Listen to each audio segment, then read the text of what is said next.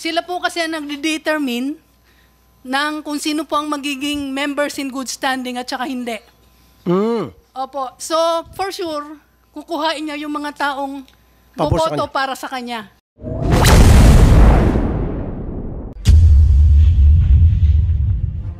Dahil ito po yung katunayan na mayroon na po na sinuspended na mga opisyal. Pero hanggang ngayon po ay nakaupo pa rin bilang opisyal ng mga kooperatiba. Hindi po alis-alis ng CDA ang kanilang order. Ito po yung nagpapatunay.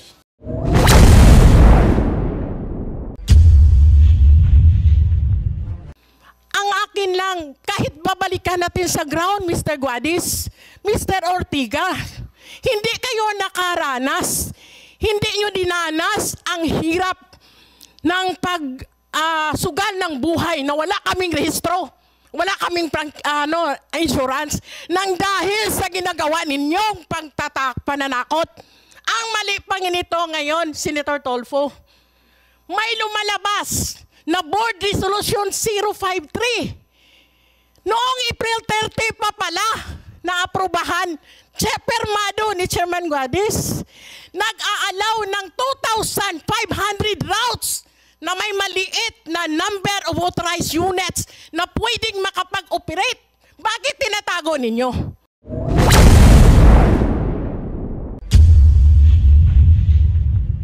Hindi po kami tumutol sa modernization. Maganda po ang aming ruta. Kumikita po ang aming kooperatiba. Pero bakit po ganon? Dahil po hindi po honest ang mga nakaupo.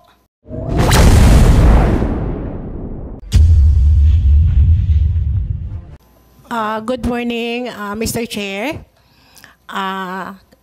Salamat din sa pag-invite at sa pagkakataong ito na second hearing ng Senate. So kami talaga mula Kongreso hanggang dito nakikipaglaban sa kaba at kahirapan para lang makag-flight papunta dito para maisigaw yung aming problema at may paabot sa Senado. Kaya napakalaking pasasalamat namin, Mr. Chair, na nakaabot kami dito sa Senado ngayon.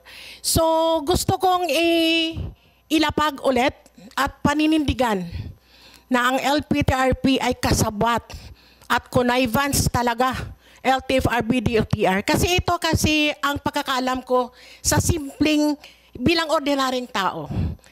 Ang programang ito ay binubuo ng LGU, DTI, Security Exchange Commission, CDA, LTFRB, DOTR, at saka yung mga modernized group o kung mga transport group na sumasang-ayon sa modernization. Yon ang pagkakaalam ko sa istorya ng modernization na to. So kaya yung programa at plano na ginagawa nila ay talagang magsisilbi sa personal na interest nila. Ikalawa, yung LPTRP sa Bacolod, hindi yon pinag-aralan.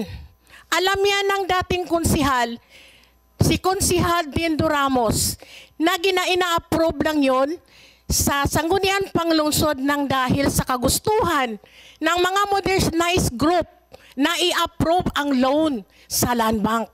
Kasi number 1 requirements yung LPTRP sa loan ng Land Bank para makapag-loan ng mga bagong sasakyan.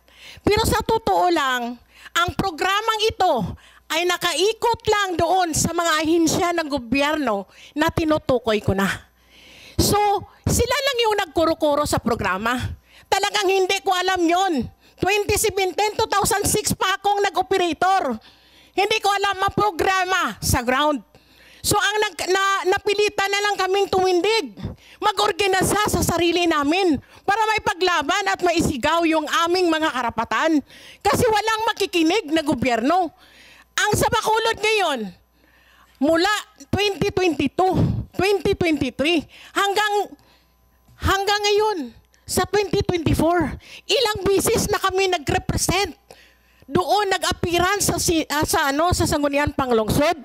Yun ang sinasabi ni Chairman Guadis na binabase niya doon sa approval ng Sangguniang Panglungsod at mga transport group. Sino? Sa Bacolod, yung Asinso Cooperative na binubuo ng Stone at Bibakda na mga tauhan ni Mayor Albi. Yon ang pinapakinggan ninyo. Wala kami doon.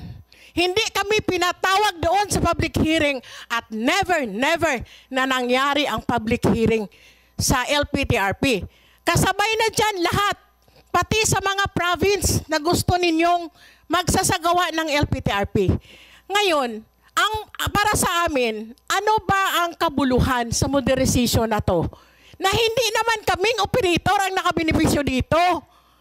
Ngayon, ang problema ngayon ay para sa akin bilang simpleng operator at leader ng transport group ng Kinetco, ang sa pagtingin ko, ang modernization na to ay isang scam.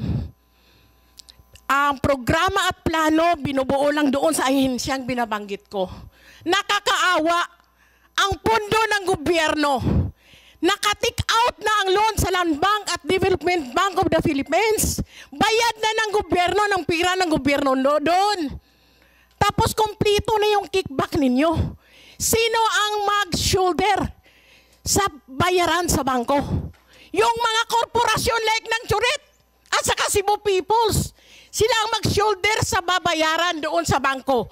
At walang assurance yung nagpa-consolidate na talagang after 7, 8 to 10 years, extended na magbabayad sa utang, ay mabubuhay pa yung pamilya nila.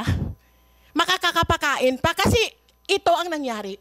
Ang programa ito ay nakaikot lang sa pagbabayad ng utang sa mga modernized minibus. Hindi yun nakaangkla kung paano ang ating mga operators at drivers na matulungan para umunlad ang kabuhayan namin. Ngayon, nagkalitsi-litsi ang kabuhayan namin. Walang tumutulong kung hindi kami magrarally, hindi kami magsisigaw. Hindi kami pakikinggan kahit sa LGU. Ang LGU talaga, ang interes nila lang ang tinitingnan. Wala na yun, hindi na yan tumitingin sa interes namin. So sino pang kumakampi? Siguro isang Senator Raffy Tulfo na ang inaasahan namin na kaya nandito kami kasi gusto naming matuldukan itong PUV monetization program na to na para lang talaga sa 1% na sumasama sa modernization program. Ang akin lang, kahit babalikan natin sa ground, Mr. Guadis, Mr. Ortiga, hindi kayo nakaranas, hindi nyo dinanas ang hirap ng sugal ng buhay na wala kaming rehistro, wala kaming insurance, nang dahil sa ginagawa ninyong pananakot. Ang mali pa nito ngayon, Senator Tulfo, may lumalabas na Board Resolution 053. Noong April 30 pa pala na aprobahan, permado ni Chairman Guadis, nag-aalaw ng 2,500 routes na may maliit na number of authorized units na pwedeng makapag-operate. Bakit tinatago ninyo? Ano ba to? Kabaliwan? Sinasabi nyo wala ng extension.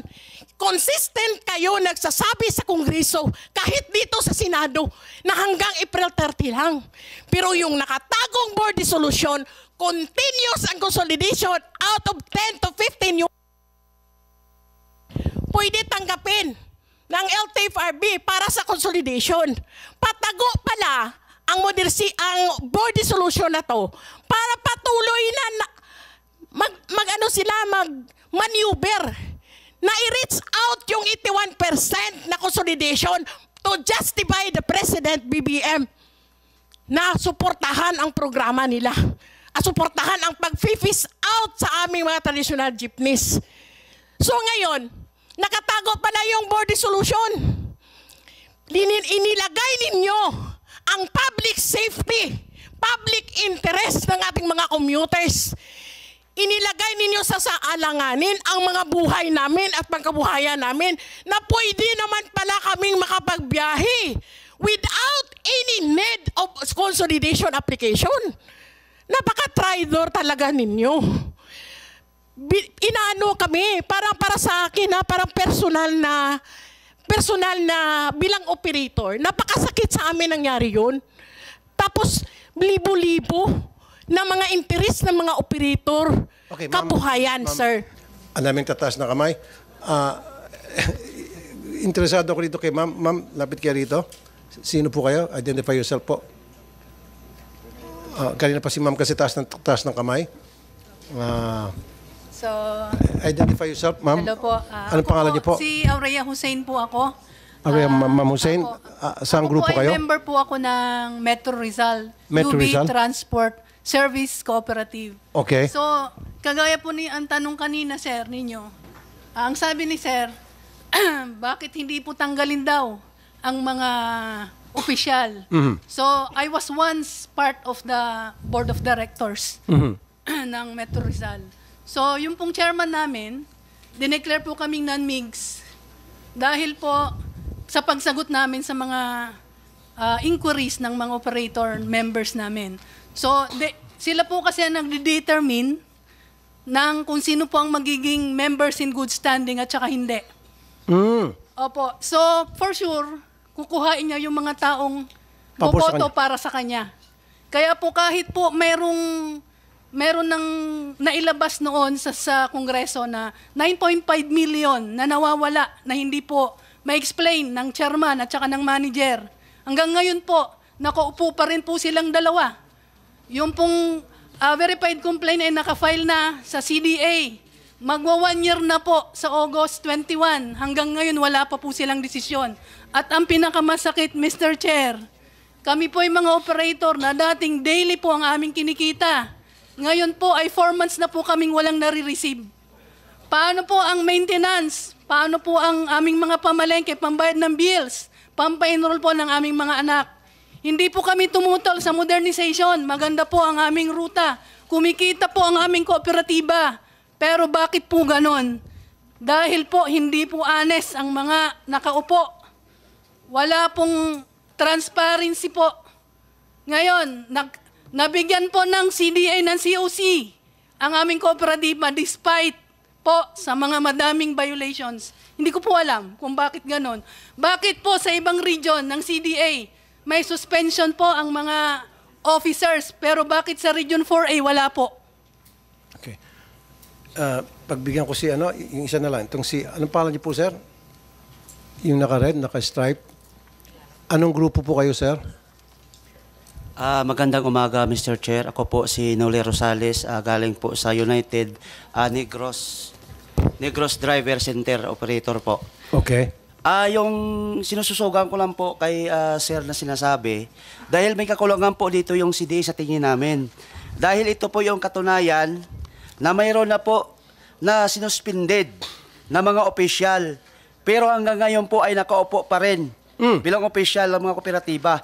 Hindi po alis-alis ng CDA ang kanilang order. Ito po yung nagpapatunay na may order na yung CDA, pero hanggang ngayon nasa opisina pa rin ang mga opisyal na inorderan na 90 days preventive suspension. Ito po yung problema. Anong grupo po yan, sir, na nabigyan na ng suspension order pero hanggang ngayon nakaupo pa rin? Walang ginawa yung ating... Region 6 po, United Negros Transport Cooperative po. Okay. So meron suspension order pero hindi ini-implement? Hindi po na-implement hanggang ngayon. Yung mga opisyal po, nakaupo pa rin. Okay. LTFRB, pakisagot po. Mr. CDA. Chair, sa CDA po yan, hindi po Okay. sa LTFRB. Sorry. Sino dapat sumagot? Ayun pala, sorry. Si ASEC Mirla Paradillo. Ma'am, pakisagot. Good morning, Your Honor. Sir, gusto ko lang pong i-clear that this program, during the crafting of this program, CDA was not even consulted. We were not part of this program. But the only role of CDA then was to register a cooperative... I'd like to recognize our Senate President, Senator Cheese Cordero. Good morning po, Senator. Our only role was to register transport cooperative upon the endorsement of the Office of Transportation Cooperatives. So yun lang po ang naging role namin. But even then, dahil nga na-approve na siya, we accept and adapt it. So maraming gulo na nangyari, napasok na kami. Kasi nga, dahil involved ang aming mga transport cooperatives. Ma'am, sorry hindi mo ata nasagot yung Yes tanong po. ko. Sasagutin ko po. Pakidiretso na lang po, Yes ma'am. po. Bakit hindi pa rin ma-implement yung suspension order? May mga Hanggang ngayon, nakaupo pa rin Yeah. yung mga suspendido na dapat. Yes po. May charge order na po sila, nakakasuhan po yung mga hindi nag-implement ng mga suspension, and even in dahil meron sila mga negligence, mga gross misconduct. Kaya nga, ma'am, ang sinasabi nga kanina, anong pangalan niyo ulit, sir? Yung may hawak-hawak ng suspension order?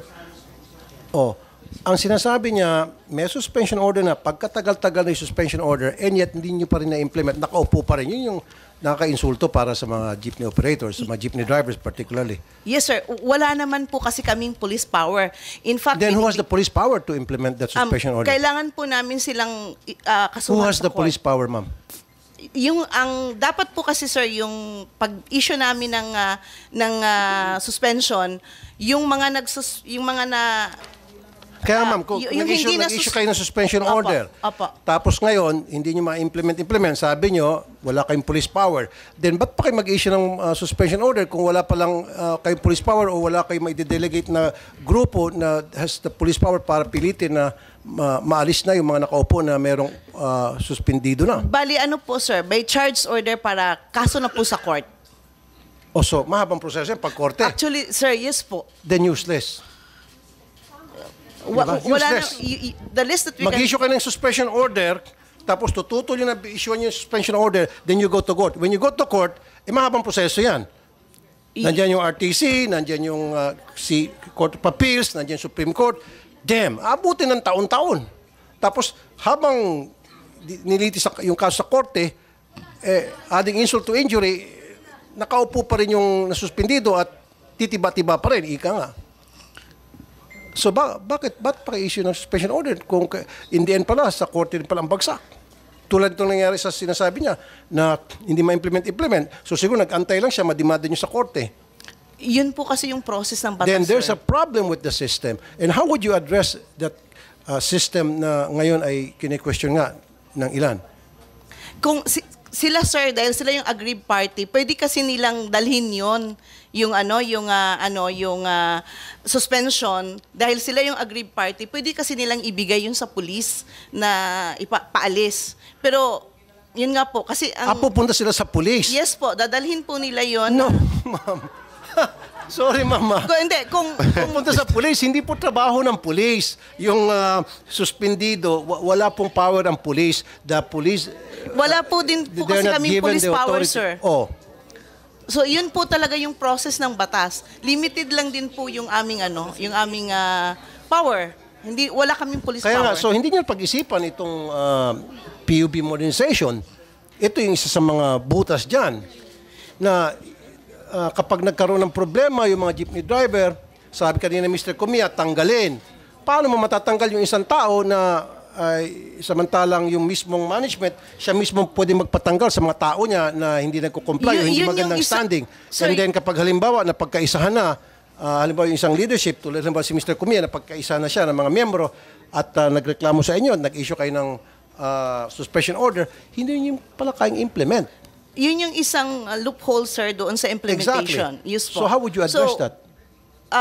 Kanina sabi mo, tatawag ng pulis, mamang pulis, halika, pataskin mo dyan sa pwesto itong Actually, sir, meron kaming ongoing leader ng kooperatiba. na joint memorandum circular supposedly with LTFRB, OTC, and ongoing namin na sana ay mapabilis para mag-collaborate kami. Kasi hindi po pwedeng isang office lang talaga dahil maraming involved. So anong suggestion niyo po? Tulad nito yung sa hinaing kanina, anong pangalan niyo ulit, sir? Noli Rosales po, Your Honor. Mr. Rosales. Ang tagal-tagal na-issue ng suspension order, and yet nakaupo pa rin, pangisingisi pa rin yung na-issue ng suspension order.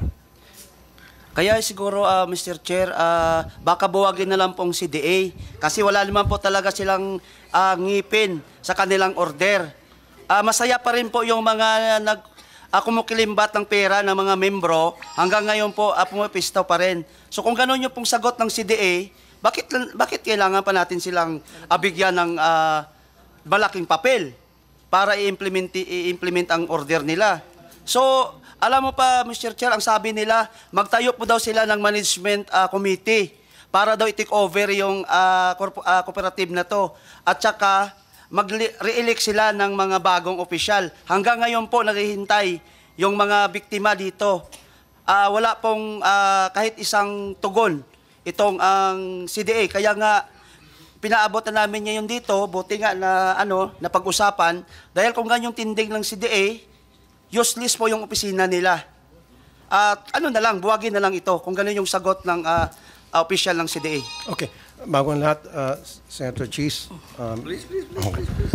Sir, kailangan talaga yung committee na itatayo ng CDA para po makapag-General Assembly at makapag-election ng panibagong magti-take over. Dahil nga po, lahat ng officers ay suspended. Paano magkakaroon ng General Assembly? Paano magkakaroon ng botohan? Samantalang kapag nakita ng isang leader, tulad ng ni Mr. Comia, merong isang mga membro dyan na hindi sumasang-ayon sa kanya, pwede niyang alisin at any given point.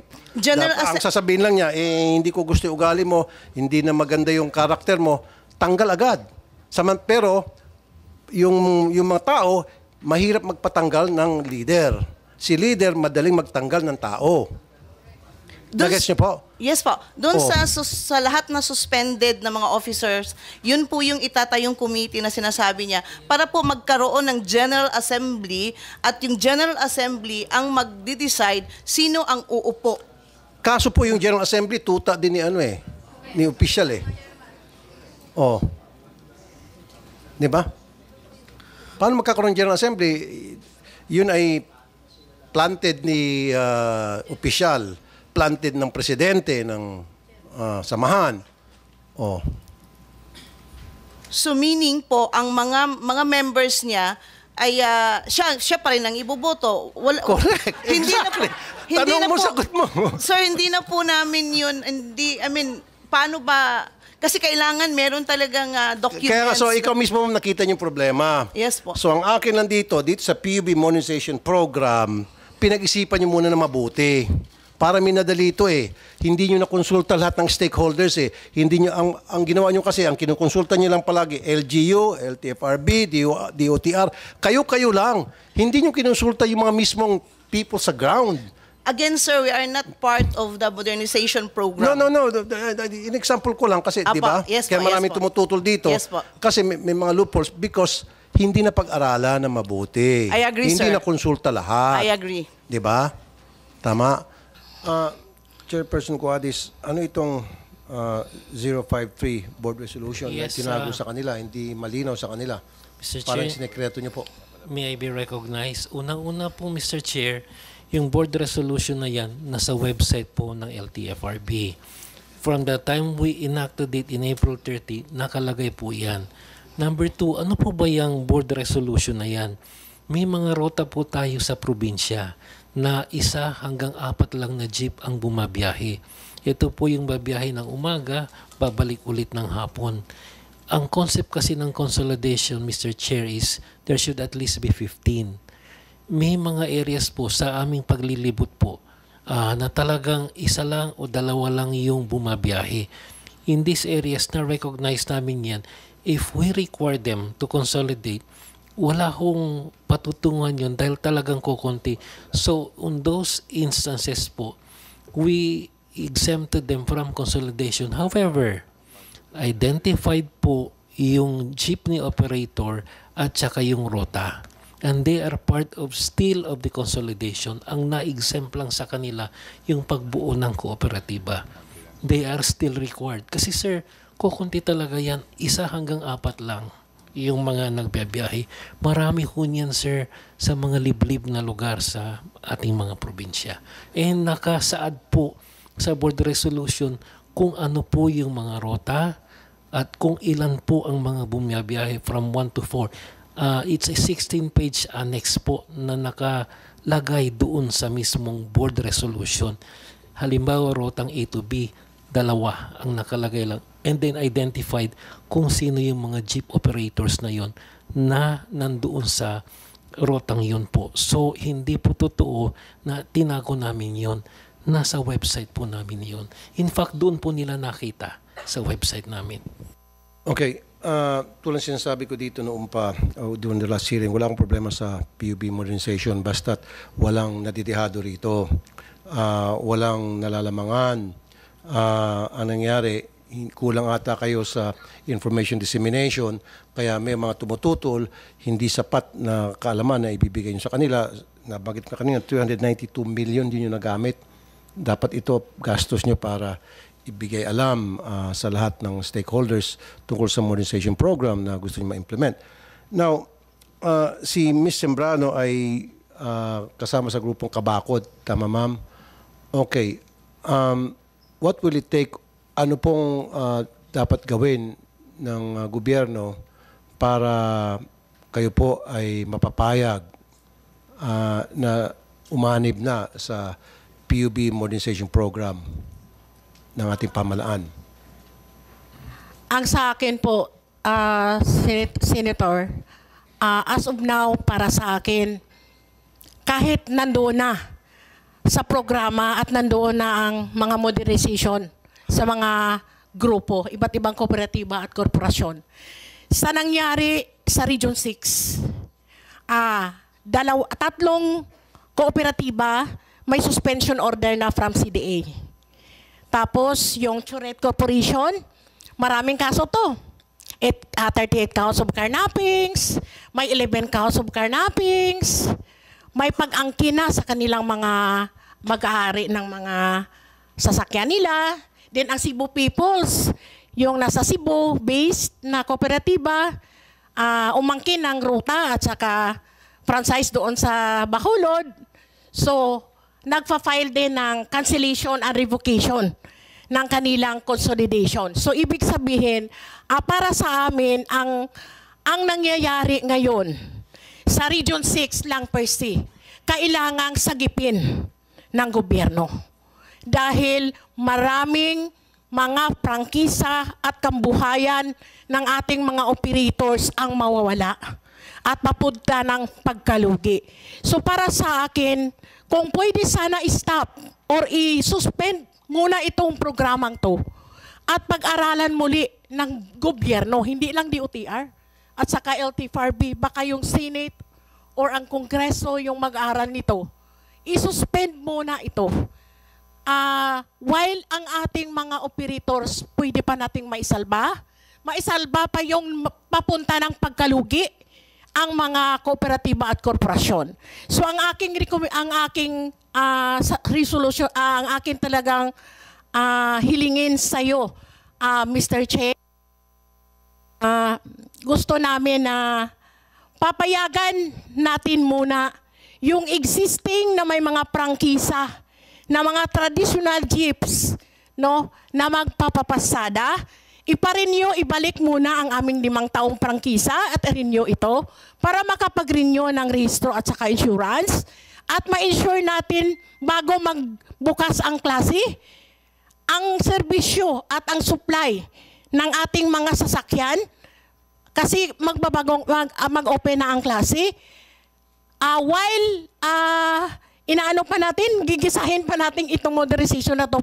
Kasi kami sa Region 6, kasama ko din yung Western Visayas, no to PUV Phase Out Coalition, maninindigan talagang failure ang consolidation sa buong Region 6. Thank you. Thank you At saka, Senator, pwede ko pong may 3 akong magsasabi ng katunayan, si Sir Elmer Foro, si Philip Burata, at saka si Cebu Peoples po.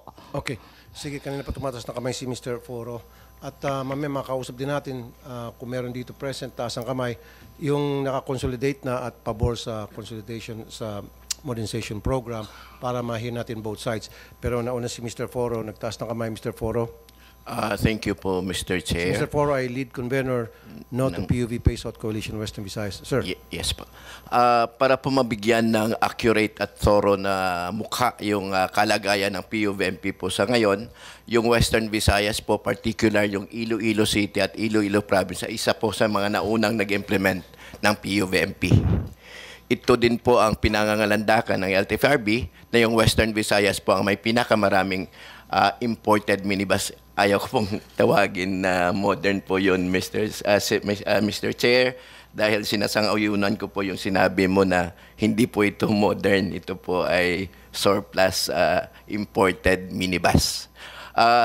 para po mabigyan ng mukha yung POVMP kalagayan sa ngayon, ganito po yung nangyayari ngayon, particular sa Iloilo City. Ang Iloilo City po ay may pinakamaraming malalaking kooperatiba at may LPTRP na rin sa ngayon. Okay. Ganito po ang nangyayari. Sa ngayon po ay hindi po kaya na nabigyan ng dividendo ng mga kooperatiba yung na-drop ng mga miyembro nila nakasapi ng kooperatiba dahil nalulugi na. Ito po ay sinangayunan sa isang media interview mismo ng Provincial Cooperative Development Officer ng Iloilo Province na sinasabi niya, hindi lang ito simpleng problema ng korupsyon, hindi lang ito simpleng problema ng hindi pagpapakita ng financial statement. Sabi ng mismo doon sa panayam sa Cooperative Development Officer, ito ang problema talaga ay ang buong sistema ng POVMP. Sa totoo lang po, Mr. Chair, kahapon po ay nagwelga ang buong driver ng isang kooperatiba at naririnig ko rin po na feedback na marami pang sasama. Actually, Bakit ba sila nagwelga, Mr. Foro? Hindi po dumarating ang kanilang sahod. Late po. Hindi pa po natin pinag-uusapan kung tama yung pasahod at hindi pa po natin napag-uusapan kung nabibigyan sila ng benepisyo. Dahil po tumatanggap sila ng 700 a day bilang sahod, sabihin natin above minimum, 480 lang yung minimum sa Western Visayas. Pero sa totoo lang po may quota po yun, Mr. Chair, na pag hindi ka nakarating sa 5,000 gross income a day, tatanggapin mo lamang ay 500 pesos. At ang trabaho po nila ay hindi 8 oras. Minimum po na oras ay 12 hanggang 14 oras. Kung susundin po natin yung minimum, mahigit po 900 sana yon plus overtime. Wala pong holiday pay, wala pong SSS, wala pong PhilHealth. Pati po yung 13-month pay nila nung nagdaang taon ay hindi binigay. Actually, yung binibigay na 13-month pay ay hindi galing sa income ng kooperatiba, galing po sa ayuda ng gobyerno na ginagawa ng kooperatiba na pinamimigay bilang share sana ng driver at conductor, sinasabi nila, pang 13-month pay nyo. Dinadaya po yung gobyerno at yung driver. Ang sagot lang po nung pinatawag sa DOLE, lumabas po ito sa media, naging headline po. Mula nagdaang taon pa, at nung Abril at kahapon muli na namang pumutok. Ang sagot po ng mga kooperatiba, wala silang pambayad. Pati po yung panggasolina o pangkrudo, dati po full tank, ngayon tingi-tingi na. Tagdadalawang ikot na lang at kailangan na naman silang magkarga na gas. May mga pangyayari po na hindi minsan nakakaalis ng terminal kasi nauubusan na ng pangkrudo dahil wala ng pangkrudo, pambayad sa krudo yung kooperatiba. Ibig sabihin, paano pa ba mapapasiguro na walang maiiwan na operator sa POVMP kung mismo ang driver at conductor ay hindi nga napapasahuran, Mr. Chair. Ibig sabihin po, patuto lamang po ito ng kalagayan ng mga kooperatiba sa ngayon sa ilalim ng POVMP ay pabagsak na. Okay. So dito, maliwanag na naman sa akin, Mr. Guadis, na yung may mga problema talaga sa kooperatiba. So, sino mag-regulate kapag halimbawa nagkaroon ng kapalpakan sa kooperatiba, nagkaroon ng korupsyon, nagkaroon ng hindi maganda pang malakad sa leadership ng kooperatiba? How would you handle that? Yeah. Your Honor, I may be allowed to speak po. Go ahead po. Yeah. So, i-address ko po muna yung concern na na-raise ni Mr. Elmer. Kasi a little history lang po, galing din po ako sa pagiging union leader. No? 30 years po ako sa union. At nung narinig ko po yung kinikwento ni Elmer, it's like comparing also to some of our unions na may mga ganong klaseng problema rin po. May mga union tayo nagwewelga sa mga ibang kumpanya. May mga ibang kumpanya na hindi nakakabigay ng tamang sweldo. So, those are legit and parang concerns na kailangan ayusin. Gaya rin dito sa modernization sa mga kooperatiba, meron din talagang iilan na masasabi kong talagang nangyayari yun. We cannot deny that. Kaya po nandito yung ating Office of Transportation Cooperatives at saka yung kasamaan po natin sa CDA. Doon po dinadaan ang proseso ng problema ng mga kooperatiba. So number 1 po yun, may proseso po tayo. So it is good that we discuss it because tama, kailangan talaga malaman ng ating Senado, pati Kongreso rin po yung mga ganong concern. Pero siguro po, to be fair to all of the cooperatives nationwide, there is a process and there is a process that's working. Aaminin ko, may mga times na mababagal. Kaya nga talaga napagsasabihan kami dito sa Senado, sa Kongreso, and really OTC and CDA should really do overtime dahil talagang legit yung concern. Pero siguro, ang kailangan ko lang to end itong topic na to, marami po tayong kooperatiba ditong successful, maayos ang pagpatakbo. Hindi namin pwede takpan ang nangyari sa Iloilo at Bacolod. Kailangan po nating marinig yun. Pero to be fair to them, nandyan po yung majority na sumama po sa modernization and they are telling a very different story. Your Honor, 3 minuto lang po to address. We acknowledge yung concern nyo po tungkol sa information dissemination. When I entered OTC po, chairman ako last year, kita ko po yung pagkukulang talaga ng information. Kaya po siguro napansin ng mga kooperatiba, nag-ikot ako personally sa buong Pilipinas because kulang nga sa information dissemination. And to be fair and with all facts, from 60% po nung early 2023, umabot po tayo ng 72% when we presented it to the President. Naging successful po yung pag-iikot namin with the reality sa sinabi ni Senator Tulfo, kulang talaga sa information. But you asked Senator po yung extension na deadline. If maaari po, sagutin ko na rin po yun. The President extended the deadline last year to December 30 dahil kita niya na kailangan maraming ayusin and he was new. And it is fair for the President to give that to a sector that is clamoring for many concerns. Kaya in-extend ng Pangulo to December 30. When we reported to the President po noong December 12 na ito'y umabot na ng 70%, siya mismo ang nag-decide, hindi na natin extend. And we said, wala nang extension yung December 30. Nung nangyari po yung extension ng December 30, after a few weeks, nag-report po yung ating secretary. Si Secretary Bautista, dumiretso po siya sa Pangulo at sinabi niya, Mr. President, may mga gusto pang humabol. Even though deadline was firm, pinagbigyan po ng Pangulo to April 30 yung extension because isa lang ang utos niya sa ating secretary. Wala akong gustong maiwan na nasa labas na gustong sumama dahil lang sa deadline. That's why it was extended to April 30. At yung mga kasama natin ditong kooperatiba, marami po dyan nagalit sa amin dahil ayaw na nga nila ni-extend because it's true. They feel that tama na yung December 30. But because of the pakiusap, April 30.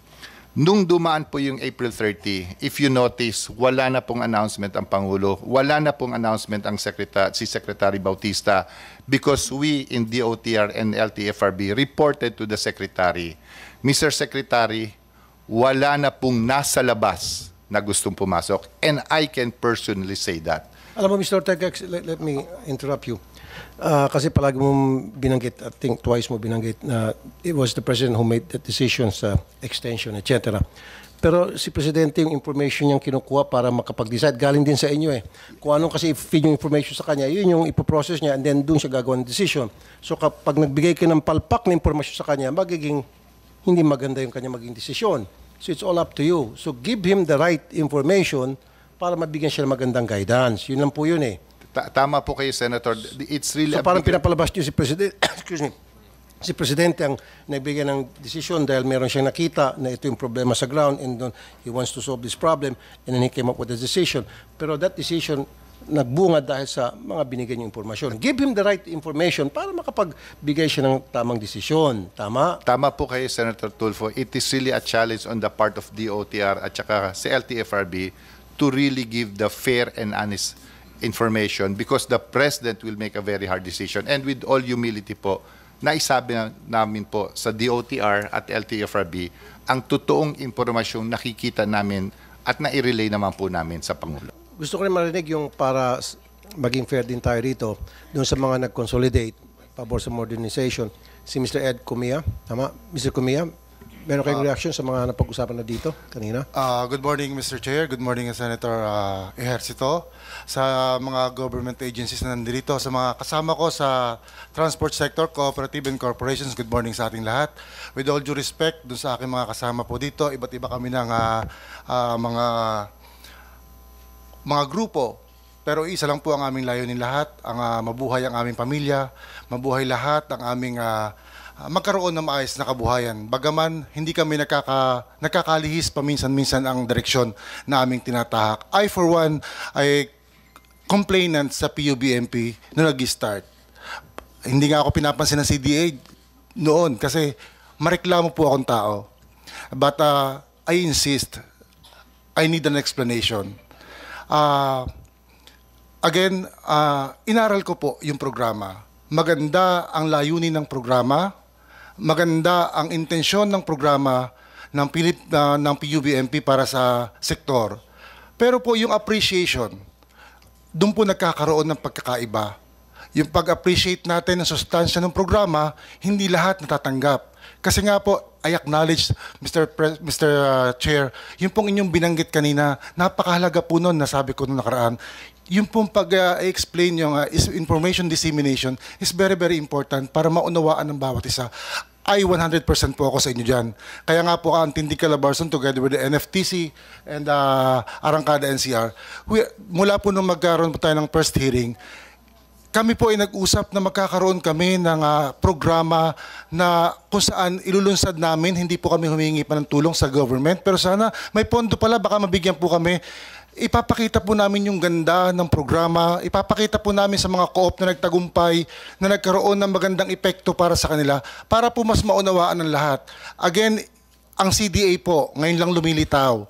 Siguro po sana matulungan din niyo sa CDA. Ang OTC nandiyan din. Sana magkaisa, magkaintindihan. Ako po, bilang sa Tindi Calabarzon po, kasama po ang kooperatiba, kasama ang corporation. Nasaan ang corporation? Kaya ko po ginawa yung namin na pinagsama po namin sa isang samahan yung corporation. Kasi bakit po? Doon po sa capacity building, hindi po kasama ang corporation doon. Dahil po sila ay under ng Securities and Exchange Commission, kung saan wala namang bahagi ang SEC upon registration, kung paano sila matuturuan, ma-educate, kung paano pagagandahin ang takbo ng kanilang negosyo, financial aspect, governance, at marami pang ibang bagay. Kaya po kami, OTC, bakit ba hindi natin baguhin? Baka po, Mr. Senator, sa tulong po ninyo, makapag-craft po tayo ng batas to amend ang batas ng OTC, gawin siyang authority to include the corporations para kapag may pa-seminar sila, hindi excluded ang corporation. Pero sa kaalaman, hindi sila kasama. Sayang po yung yun po yung nakikita kong butas, pero hindi ibig sabihin nun may mali. Kasi kahit ang buong sistema ng gobyerno, maraming mali. Pero dapat ba natin i-collapse ang gobyerno? No.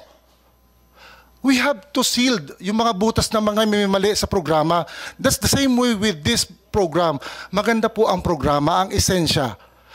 Bakit po? Ako po personally, kami po sa Montalban, 100% consolidated. May transport po ng mga jeep, magkakasama kami sa council, nag-meeting kami noong nakaraan, lahat po yung tumatakbo, wala po naman naiiwan doon. Pero meron pong modernized, lahat din tumatakbo. Normal yung mga aberya, normal yung konting banggaan, konting samaan ng loob. Part of life, part of the business. Pero at the end of the day, magkakaibigan tayong lahat. May programa tayong sinusunod, may hanap buhay tayong magandang gawin. Hindi ako pinautang ng DBP. Galit ba ako sa DBP? Masama ang loob, pero hindi galit. Pero yung mga sabay kong pinautang niya, tama, part do sa hindi mga nakapagbayad. Pero ako po, I am proud to say, Metro Comet ay meron na pong 132 modern units. Hindi naman po China, Isuzu made. Pero ano po yung ibig sabihin nun? May nagreklamo ba lahat po nabibigyan namin yung programa na nabibigyan namin sila ng incentives yung aming mga miyembro. Maayos kami. Pero kami yun, dahil kami yun eh. Kung paano namin binibigay yung mga benepisyo na para sa kanila. Pero dapat po maturuan ng CDA, maturuan ng OTC, paano ang corporation? Ibahagi po natin sa kanila yung pagtuturo para maituro din na maayos, mabigyan. Kasi naiintindihan ko po lahat ng sentimento ng aking mga kasama rito. Naiintindihan ko rin po ang sentimento ng mga kasama natin sa Manibela. Pero ibig pong sabihin, hindi pangit ang programa. Kung paano, that the Region 6 is only part of the Philippines. Napakalawak ng buong Pilipinas para ibagsak yung programa ng PUB modernization. That is isolated cases na pwedeng matulungan sa ibang aspeto. Maganda po ang PUBMP. Salamat po at magandang umaga. Mr. Comia, I do agree with you na wala naman perfect na sistema. No? In your case, nagawa nyo ng paraan na para maging maayos yung kooperatiba, yung ganyang consolidation. So, ang tanong ko sa iyo, bakit nagkakaproblema sa iba't ibang mga samahan, unlike sa iyo, bakit mayroong mga hindi na plansya na para maayos yung sistema at maging katulad ninyo? Anong nakikita niyong problema doon? To be honest, medyo masakit yung sasabihin ko po sa ating lahat. It's a management style of everyone. Mismanaged, and napakahalaga po yung trust. Yung trust ng bawat miyembro sa kanyang leader. Yun nga, Mr. Comie. Paano po? Base sa mga napag-usapan natin kanina, doon nga po sa leadership, merong hindi naswelduhan, merong involved yung sa korupsyon, Eksakto po. favoritism, etc. Pasalamat yung mga miyembro mo na maayos ang pamamalakad mo. Paano yung sa mga ibang samahan na hindi maayos ang pamamalakad? Ano po yung iyong mabibigay na advice? Ito po yun. Kaya ako po binanggit unang-una yung capacity building education for the membership. Yung lahat po ng miyembro, may karapatan po tayong tanggalin ninyo yung hindi maayos ninyong leader. Dahil po, let's say for the cooperative, the highest governing body of the cooperative is the general membership. Kapag po kami merong every year nagkakaroon po kami ng election, ay kung hindi ninyo gusto at kita ninyo na palpak ang pamamahala ng inyong leader, tanggalin nyo. Kaya po natin, meron po tayong mga seminar sa mga members, tinuturuan tayo ng ano ba ang iyong karapatan. Kahit nga po ikaw associate member at saka ikaw regular member, parehas lang na yung karapatan ng pagboto. Tanggalin mo ang hindi maayos na leader para ikaw ay magkaroon ng maayos na pamamahala sa iyong kooperatiba. Kapag naman ikaw ay maayos na leader, mananatili ka sa pwesto dahil ikaw ay maayos nga ang ginagawa.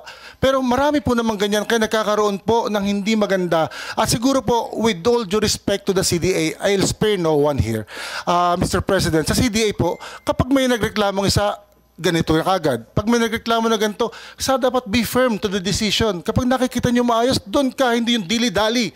Ang bagal ng sagot, parang inabutan ng taon. Pero pinakamahalaga lang naman makukuha sa CDA is yung karapatan na mabigyan ka ng COC. Pero that COC nagtatagal sa sistema rin nila. Sorry po Ma'am CDA, pero we have to correct that. Ganun din po sana. At hindi ka pa na magkakaroon ng certificate of good standing with OTC without the COC coming from the CDA. We love CDA, but that should be corrected. Sabi nyo kapag hindi maganda pamamalakad, Mr. Comia, ng leadership sa isang kooperatiba, tanggalin. Bakit hindi ginawa nitong mga nagreklamo rito? They seem to be helpless.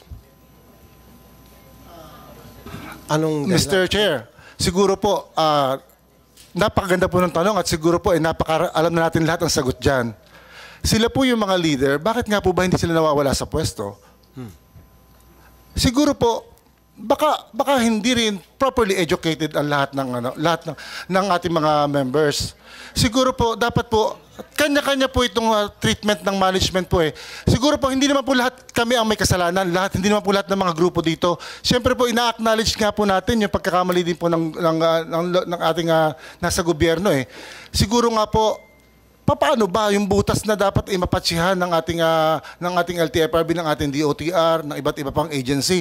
Yun po dapat nating alamin sa bawat lugar dahil po bawat po lugar ay may kanya-kanyang problema. Sa Region 6 iba po. Dito po sa NCR ay iba. Sa iba pong region ay iba. Siguro po baka matulungan. Hindi ko po sinasabing tama yung aking sinasabi. Siguro po tingnan sa approach sa bawat areas dahil magkakaiba po ng route. Again po, tama din po kayo dun sa route. Magkaiba naman po kasi yung payag po ko dun sa sinasabi nyo na ang mga local government dapat nagiging hindi bagay. Ako po ay isa sa pinsala ng LGU. 3 LGU ang aking dinaanan. Pero hindi ko pa po ito inireklamo. Sumulat po ako na maayos at mahinahon sa LTFRB. Awa ng Diyos. Hindi pa po sinasagot ng LTFRB hanggang ngayon. Pero bakit po yun? Dalawang LGU pumayag. Doon sa isang dulo, hindi pumayag dahil masikip daw yung daan doon at maraming tao. Kaya po maraming tao, we need to serve those people. Okay. Kailangan na sasakyan. Ngayon po, yun nga po ang tawag po dun sa magkaiba po yung consolidation, ang approach, at magkaiba po din ang approach para naman po doon sa tinatawag natin na LPTPRP. Bakit po? Kasi ang consolidation po, isang step kung saan dapat kami mag-consolidate, magkasama-sama. Hindi ka naman nawawala sa ruta kahit pa po wala pa yung LPTPRP. Yun nga po, Mr. Cumia, sa first step pa lang consolidation, nagkakaproblema na eh. Yun yung sinasabi ng mga tumututol sa consolidation. Hindi mo kasi okay ka, kung akong tatanungin, I don't know, siguro dapat mag-seminar sa iyo yung mga taga-gobyerno, mag-seminar siguro sa iyo yung mga ibang nagkakaroon ng problema sa consolidation because it seems to me na mukhang maayos yung pamalakad mo. Pero sa first step pa lang consolidation, nagkakaproblema na agad eh. Hindi na address agad ng taga-gobyerno natin, LTFRB. That's where the problem comes in.